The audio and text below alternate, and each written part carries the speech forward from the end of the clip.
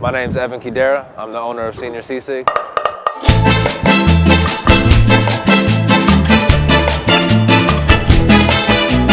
So Senor Sisig started off with the idea of really doing something from a food truck.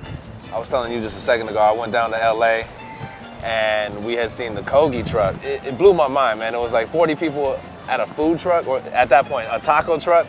You know, I told all my homies I was with down there at that time, I was like, you know, I'm going back and I'm gonna really I'm serious about this. And then, you know, everyone's like, yeah, whatever, right? And so we bring the idea back, and I went to my homie Gil, who I went to high school with. He had gone to culinary school out here, and was like, yo, like I have this idea. Are you in? And if I had $1 billion, first week I'll wild out and do the floor with it. And if I had $1 billion.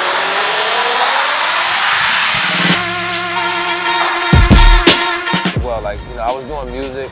Prior to that, I was just working 9 to 5s, and I was not happy with it all. So I was like, look, let's do something together. He was on the same page, and he was like, okay. And then he brought up the idea of using Sisig, and I was like, what? Yeah, we eat that at all your family parties, right? And so he was like, let's do tacos, Sisig tacos. I was like, okay, let's try them out. So we did some taste tests, and it was like, from that moment, it was like, okay, this is it. When you talk about the fusion of Filipino food and Mexican food, I feel like it's natural, even culturally, that would be something that wouldn't be too far off. You know, it works perfectly. I can see that, you know, the chopped up meat just working perfectly with that. But even culturally, I don't think it's like appropriating, you know, the Filipino culture or vice versa, appropriating Mexican culture. It really is a fusion that makes sense, being that we were both colonized by Spain, and this is just something that makes it easier to digest that fusion of cultures. When we first started, it was like, look, like, why is people not saying, let's go get dinner and let's go get Filipino food? They're like, let's go get Japanese and sushi, and let's go get Chinese, let's go get Thai.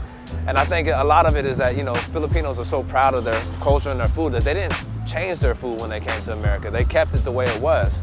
And so, you know, some of it was not adaptable to Americans, right? And what a burrito is something what Mexicans did when they came here. They made burritos. They don't really do burritos in Mexico, right? And so they put something that was more adaptable to this country, right? And so, you know, we put Sisig in that concept and into a taco where people are familiar with it and they're more apt to trying it.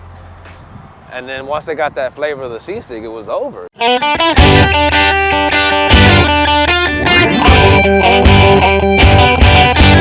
My name is Gil Payumo, owner of Senor Sisig. Today we're gonna go through and make his favorite burrito, the tofu senor. All right, now normally I don't, sisig is made with pork. And that's probably the best way to capture sisig. But I don't eat meat, being on tour, like I eat a lot of nasty stuff. So this is like my favorite place to get a tofu burrito. All right, Bam, I'm gonna have you take one of the tortillas, put it on the grill. So it takes about like 20 seconds on each side. And after, flip it. What do you flip it with? These? With your hands. What? You know, we like to use our hands, so. Wow. All right, just watch out, it's kind of cool. We got some ice cream soup over here. Kind of spread it out with the spoon. Let's throw that tofu in there, just to warm it up a little bit. Now you can use those spatulas. So what we do with this tofu is we deep fry the tofu, chop it up, and saute it again with a sweet chili glaze. All right. Woo. Give it a couple seconds, then you can transfer it over here. Oh. Let's go ahead and take the burrito over here to the cold side. So we got all the things that we put on the senor over here. First, you can start with the jalapenos if you want. About a spoonful? For sure. Then we could go with the lettuce. Then we have the salsa, the pico de gallo. And we got the cilantro cream sauce. Oh. So what we're gonna do is, we're gonna take both sides and smear it basically. Just to get all of them in there. Then fold it over, bring it towards you, and just roll with it.